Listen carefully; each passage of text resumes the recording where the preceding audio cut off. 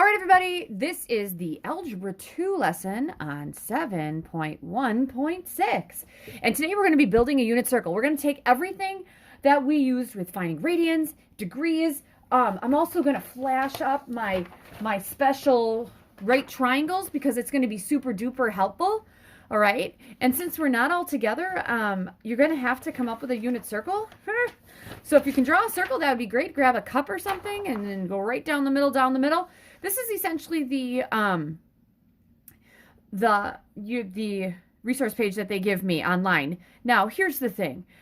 We actually don't use all these because this is like the screamer. Wouldn't this be 15, 30, 45, 60, 75, and then 90, right? Well, if I'm looking at my special right triangles, what I don't need the 50 and the 75 because those do not occur here. That's not what I need. So if you are able to print off a unit circle, a blank one, you could actually go, I just usually type in blank unit circle and I get one of these. All right. So would it make sense that if I'm looking at both of these, I think I can do something like that. Yep, kind of like that. Okay, let's shove this down a little bit. All right. So this would be 15, there is no 15 here, and then we go 30, 45, and then 60, right? All the way around. So if you want to come up with the, look at the resource page, because you can get the resource page from them, you can do that. Or I just usually do a Google search. I just blank unit circle, and I get something like this, which is great. You will not need the 50, the 15, the 75, the 105, and any of those other ones. You need to have the 3 on the inside, because those are what we're going to use with our reference triangle, okay? So here's what the goal is today.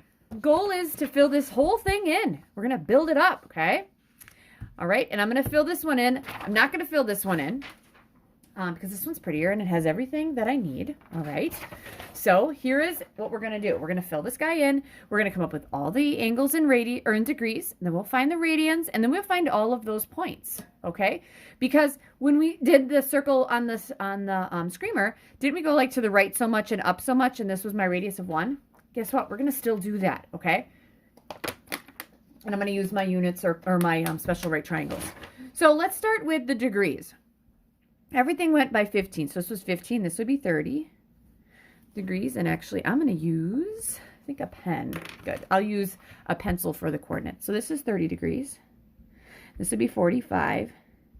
And then this would be 60. And then we'd have 75 up here, but I don't need that. And then 90. And then we'd have 105 because they all went by 15s on the screamer, right? And because I know I'm going to mess up somewhere. This is going to be 120, 135. This is going to be 150. Then this would be 165, and this would be 180, which makes sense. It's 180 degrees. And I probably should have started with 0. I totally apologize there. All right? All right, so then this would be 15 more, and this would be 30 more than that. Wouldn't that be 210? Plus 15 would give me 225. Plus 15 would give me 240. We know that 3/4 of the way around is going to be 270 degrees. All right, and then right here, this would be a 15, so I'm going to add 30 more, and that's going to be 300. And then add 15 to get 315, and then add 15 to get 330. And then all the way around would be 360 degrees. We good with that? All right, so that's my degree measure. So, all right, here's the thing. I'm going to kind of keep this, I'm going to do some work down here, okay? Because here's the thing, you guys. We need to figure out the radian measure. I want to do that first, okay? So next to them, there's these little bars, and I'm going to do this in pen. I'll go in black pen. And this is 0 radians here. That would make sense. Okay, when all the way around it, that's 2 pi. I'm just going to kind of fill these around a little bit. If this is 2 pi going all the way around, wouldn't halfway just be pi? Right? Then if from here to here it's pi, up here, wouldn't that be half of a pi or pi over 2? All right, so then if I want to go in this direction here, okay, half of pi over 2 would be pi over 4. So that's what 45 degrees would be. And then if I take pi over 2 and I divide it into 3, because if I take 90 divided by 3, that's 30. Pi over 2 divided by 3 is pi over 6. And then 30 degrees plus 30 degrees, or 230 degrees would be, 2 times 30 degrees is 60. 2 times pi over 6 would be 2 pi over 6 or pi over 3. Now, If you're one of those kids who's like, oh my gosh, how are you getting all that? Like, I totally get, and you should really get, the 0, the 2 pi's all the way around, the pi, all this other stuff I don't get. Well, let's see. Didn't we say that 15 degrees was going to be really, really important here? Okay, so I'm just going to kind of shove this off and say, okay, 15 degrees equals how many radians? I'm not sure if you guys remember that. That was the last thing I did in the last lesson. So what we did is I did radians over degrees equals radians over degrees. So I know that pi radians is 180 degrees. I don't know how many radians 15 degrees is. So if I do this, 180x equals 15 times pi divided by 180. All right, 15 divided by 180 is 12. So this would be a 1 and that would be a 12. So we did say 15 degrees is pi over 12. All right. Okay, so what we're going to do here is follow along. 15 degrees would be pi over 12. Wouldn't this be 1 pi over 12? Right. 2 pi over 12. Isn't 2 pi over 12 pi over 6? Okay, I'll actually go in pencil here. 3 pi over 12. Wouldn't that be pi over 4? 4 pi over 12. Wouldn't that be pi over 3? 5 pi over 12 I don't need. 6 pi over 12. That'd be pi over 2, right? I'll shove this up here. Sorry about that. All right, so this would be 6 pi over 12. Then I'd have 7 pi over 12 I don't need. 8 pi over 12. All right, 8 pi over 12. I can divide those by, wouldn't that be 2 pi over 3? All right, and just so I don't make mistakes, because I don't like making mistakes, I'm going to keep mine next to me. All right, next one would be 9 pi over 12. Well, 9 pi over 12 I can divide by 3. Wouldn't that be 3 pi over 4? And then we would have 10 pi over 12. Divide those both by 2. Wouldn't that be 5 pi over 6? And then we'd have 11 pi over 12 would be here. And this would be 12 pi over 12. That is pi. All right, then 13 pi over 12 would be here. I don't really need that one. Then for 250, that would be 14 pi over 12. Well, if I divide both of those by 2, wouldn't that be 7 pi over 6? All right, now I'm at 250. I'm going to add another pi over 12. So this was what? We had 13, 14, 15 pi over 12 we're up to. I can divide both of those by 3. Wouldn't that be 5 pi over 4? All right. Then this guy would be 16 pi over 12. Divide both of those by 4. Wouldn't that be 4 pi over 3? And this would be 17 pi over 12 right here. And then we'd have 18 pi over 12 here. Divide both of those by 6. Wouldn't that be 3 pi over 2? Which makes sense, because if this is a pi, wouldn't this have to be a pi and then another half? So that'd be 1.5 pi. 3 pi over 2 is 1.5 pi. Okay, let's keep going. This was 18 pi over 12, 19 pi over 12, 20 pi over 12. I could divide both of those by 5, and I'm going to get 4 pi. I'm sorry, divide both of these by 4, and I can get 5 pi over 3. Okay, and then I'd have 21 pi over 12. I could divide both of those by 3 and get 7 pi over 4. All right, and this would be 22 pi over 12. Divide those by 2, I'd get 11 pi over 6. And next would be 23 pi over 12. And this would be 24 pi over 12, and 24 pi over 12 is 2 pi. All right, so those are my radians. So 135 degrees is 3 pi over 4. They're the exact same thing. It's just that radians and degrees are different kinds of units. I kind of compare that, remember, to Celsius and Fahrenheit. It feels the same way, but the numbers are different. All right, so now here we go. Next thing I have to do is, and I'm going to do this in pencil, I need to come up with all the coordinates of the points. This is a unit circle, so this unit is 1. Would it make sense that if this is my axes, wouldn't this have to be the point 1, 0? This would have to be 0, 1. I'm going to the left. This is negative 1, 0. And I go down here. This would be 0, negative 1. All right, so then what I need to do, okay? So what I did here is, and I'm going to kind of superimpose this right here. I'm going to look at the first quadrant, you guys. If 30 degrees is right here, couldn't I make a triangle like this that essentially looks like this guy? To get here, when I have to go to the right, the square root of 3 over 2 and up a half. So I'm going to go to the right, the square root of 3 over 2, and then up 1/2. And if you need to, you can draw that triangle because the triangle is right there. Make sense? Now, the half makes sense to me because isn't that halfway up? Okay, square root of 3 over 2 is close to 1. All right, next. This is a 45-degree 45, okay? So if I would make this little triangle here, okay, wouldn't that look exactly like this? All right, so for some reason I don't have this guy down. So for this one, this should be the square root of 2 over 2, and this should be the square root of 2 over 2. All right, so I'd go to the right, the square root of 2 over 2, and up the square root of 2 over 2. All right, then if I made a triangle right here, that'd be a 60 degrees down here, and that'd be like this guy right here. So I would go to the right 1/2 and up the square root of 3 over 2. Well, right 1/2, that totally makes sense. I'm about halfway there, and then I go up, square root of 3 over 2. All right, that's all I need this for, okay? So here we go. If I go on this side and I would do this, okay, and I have a nicer one, would it make sense that this triangle is the same thing as is congruent to the 60-degree one? So if I went to the right 1/2, doesn't look like I go to the left 1/2 and up the square root of 3 over 2? All right, at 3 pi over 4, these triangles would end up being the same. So that's congruent to the triangle at pi over 4. So here I went to the right, the square root of 2 over 2 up. Now I'm going to go to the left, square root of 2 over 2, and then up the square root of 2 over 2. And then if I drew this guy right here, wouldn't that be congruent to this one? Well, here I went to the right, the square root of 3 over 2, up 1/2. Now I got to go to the left, the square root of 3 over 2, and then up 1/2. All right, and this was -1, 0. Now, if I do this guy, wouldn't this triangle up here and then that one be congruent? So I'm still going to the left, the square root of 3 over 2, but now I'm going down 1/2, which makes sense. All of them down here should be negative because I'm going left and down. If I draw one at 5 pi over 4, wouldn't this triangle be the congruent to the one at 3 pi over 4? So now I'm going to go to the left, the square root of 2 over 2. But now I'm, rather than going up the square root of 2 over 2, I'm going down the square root of 2 over 2. All right. For 4 pi over 3, that's my triangle. Would it make sense that the triangle at 4 pi over 3 is congruent to 2 pi over 3? We're still going to the left 1/2, but this time I'm going down the square root of 3 over 2. Okay?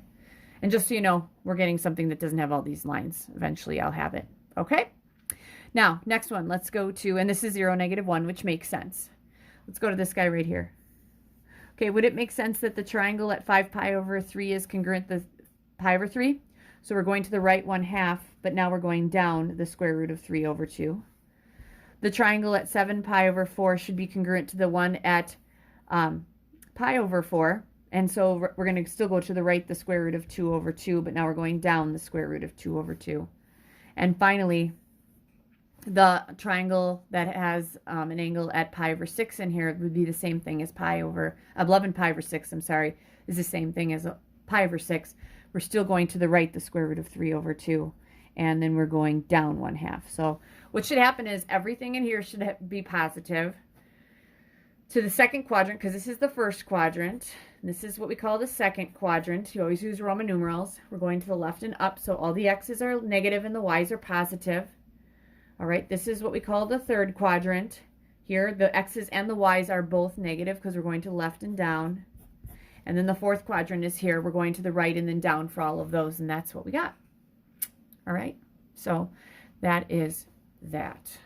Okay, so I'm going to look at something in here in just a bit, but I know this looks really nasty, and if you did something like that, awesome. And if you have a printer, I would either make something like this, or if I had my printer at school, I would just go online and then take one and do it. So I would just print off a unit circle.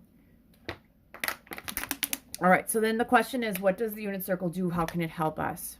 Okay, so let's kind of see what's happening here in a couple of these triangles that I've created. What I want to do here is I want to see what these points all mean. Okay, and we kind of talked about this before, but I'm going to look at the triangle at 60 degrees. So if I'm looking at the triangle at 60 degrees, okay, wasn't that one here? And then 60 degrees, we went to the right 1/2 and then up the square root of 3 over 2. Okay, so I want to look at that. All right, so, and then on the unit circle, if I'm looking at 60 degrees on the unit circle, has a coordinate of 1/2 the square root of 3 over 2. Okay, because I want to look at something with that, and we'll look at all of them. All right, guys, so let's think about this. If I'm looking at the sine of 60 degrees, old school way, wouldn't that be opposite over hypotenuse? Opposite is the square root of 3 over 2. The hypotenuse would be 1. That's over 1. What's anything over 1? That's right, it's the square root of 3 over 2. So the sine of 60 degrees is going to equal the square root of 3 over 2. All right, the cosine of 60 degrees is going to equal, wouldn't that be adjacent over hypotenuse? The adjacent's 1/2 over the hypotenuse is 1. Well, isn't 1/2 divided by 1 just 1/2? All right, so here's the thing, and this is going to work for all of them because the adjacent is always your y or your x coordinate, and your opposite is always the y. X, y. Does it make sense that the sine was right here? And the cosine's right there? All right, and I could do that for another one. Let me take something in a different quadrant here. Let me take 5 pi over 4. So 5 pi over 4, that has coordinates of the, on the unit circle, I'll write out the same thing I did before.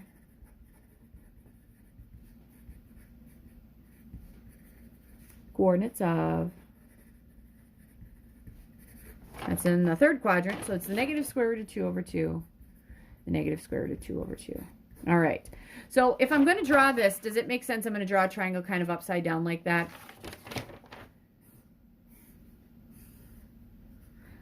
Okay, so that's where the point is. I have to go to the left, the square root of 2 over 2, and then down the square root of 2 over 2, and this is my hypotenuse. This is my reference angle for this guy. Okay, so I'm going to call this, what, it's just 5 pi over 4, right? So I'm going to take the sine of 5 pi over 4 and the cosine of 5 pi over 4. All right, wouldn't the sine be opposite, which is the negative square root of 2 over 2, and over the hypotenuse, which is 1?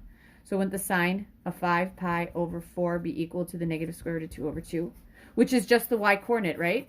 So that kind of follows what I did here. It was just the y coordinate. The cosine is going to be the adjacent negative square root of 2 over 2 over the hypotenuse, which is 1. Well, again, that's just the negative square root of 2 over 2. So that's just your x coordinate. So on your unit circle,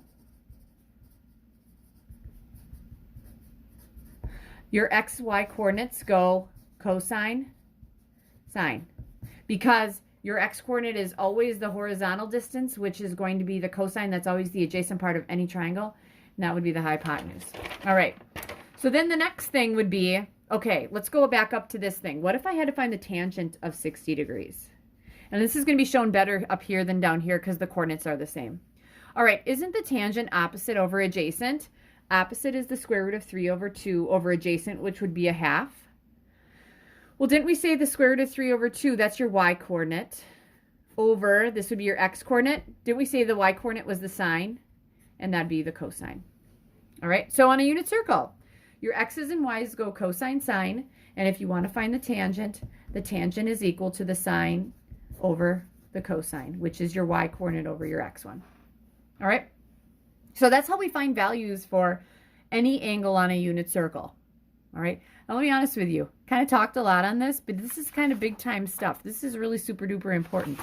All right, so with that, we're going to take this thing, and I have a couple examples for you guys. Actually, I have a few to kind of look at. Okay, what's the tangent of this? What's the sine of that? Okay, you do not need to memorize this. Whenever you're taking any kind of assessment for me this year, you can use this. If you take pre-calculus, you got to know it.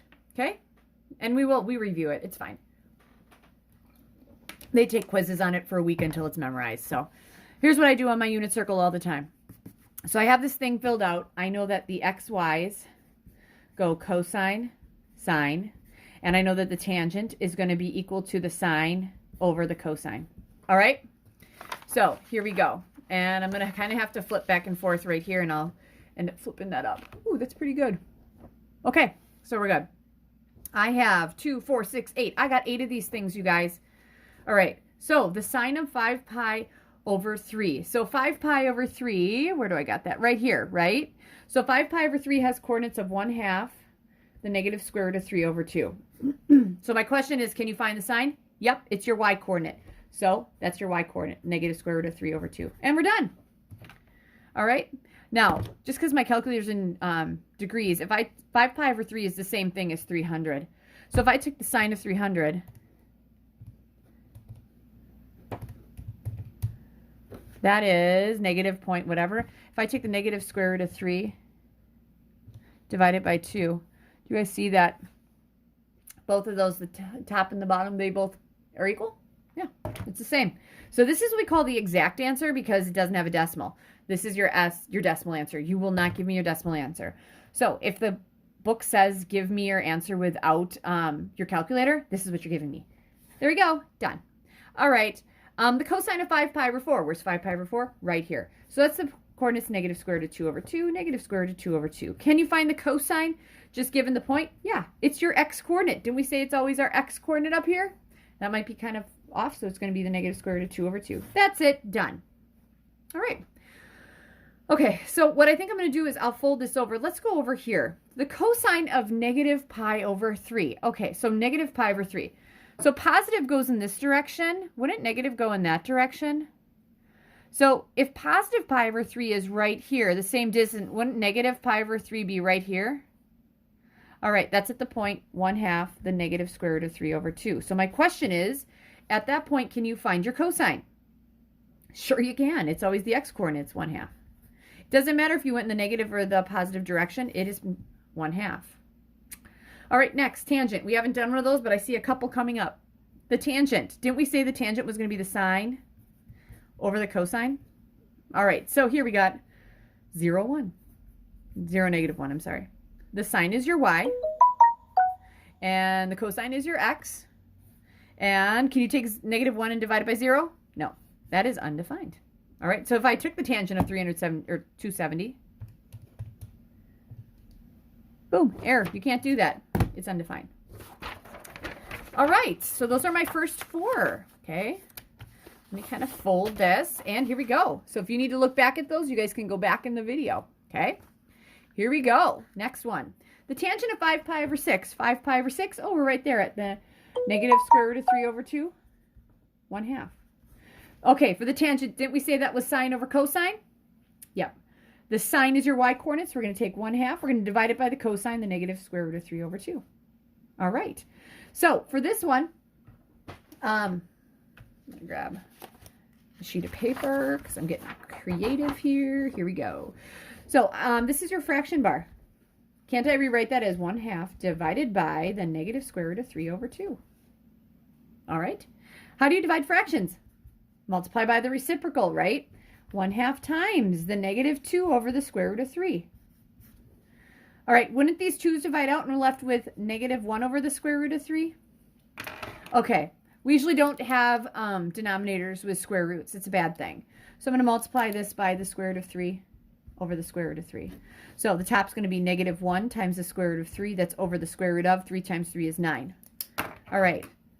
This negative 1 I don't need. Isn't that just the negative square root of 3 over square root of 9 is 3. So negative square root of 3 over 3. That's about as tough as they're going to get, you guys. All right. All right. Next one. Cosine of pi. So at pi, we're at negative 1, 0. How do you find the cosine? It's always your x-coordinate. That's negative 1. Done. Sine of 9 pi over 4. Okay. I don't see 9 pi over 4. So here's the thing. I'm going to change this into a mixed number. I'm going to have 9 pi over 4. Let's make this, wouldn't that be 2 1/4 pi? All right, guys, so if I go around 2 1/4 pi, 2 pi is all the way around. Isn't another quarter just at pi over 4? We're at the square root of 2 over 2. Square root of 2 over 2. Can you find the sine? Yes, it's your y-coordinate. It's the square root of 2 over 2. That brings me to the very last one, the tangent of 3 pi over 4. 3 pi over 4, I'm at the negative square root of 2 over 2. Positive square root of 2 over 2. So how do I find the tangent? I take the sine over the cosine. Sine is your y. Square root of 2 over 2 over the negative square root of 2 over 2. This one I don't have to do. If I have two things that I'm dividing and they're the same but different signs, what's your answer? Negative 1. All right, so that's your unit circle. This is a pretty long video because it's actually really important. If If you feel like you need to watch this again, go for it. I did kind of do some things that they did online, and then I changed things. All right. The only thing that they have is a reference angle as far as the methods and meetings goes, you guys. And pretty much whenever we do this, all that we do in pre-calculus, they come up with a pattern. The reference angle is just like the reference triangle. So don't these guys, we refer back to pi over 6 for 5 pi over 6. We refer to pi over 4 for 3 pi over 4. We refer back to 2 pi over, or pi over 3 for 2 pi over 3. For this guy, 7 pi over 6, wouldn't we refer back to pi over 6? Usually what we do is we try to refer back here. 5 pi over 4, we refer to pi over 4. Pi over 3, we refer to 4 pi over 3. For 5 pi over 3, we're back to pi over 3 we're referring to. 7 pi over 4, we refer to pi over 4. 11 pi over 6, we refer to pi over 6. So that's all that a reference angle is. It's just what we refer back to in the first quadrant to help us get everything we need in the other quadrants. All right. Oh, this looks like a fun little assignment. You guys are going to do questions 90 to 98 on this one. Okay, so 790. I won't waste a bunch of paper. 790 to 798. Good luck. Have fun. This is one of the big ideas. This is one of the big things in trigonometry, the unit circle. Good luck.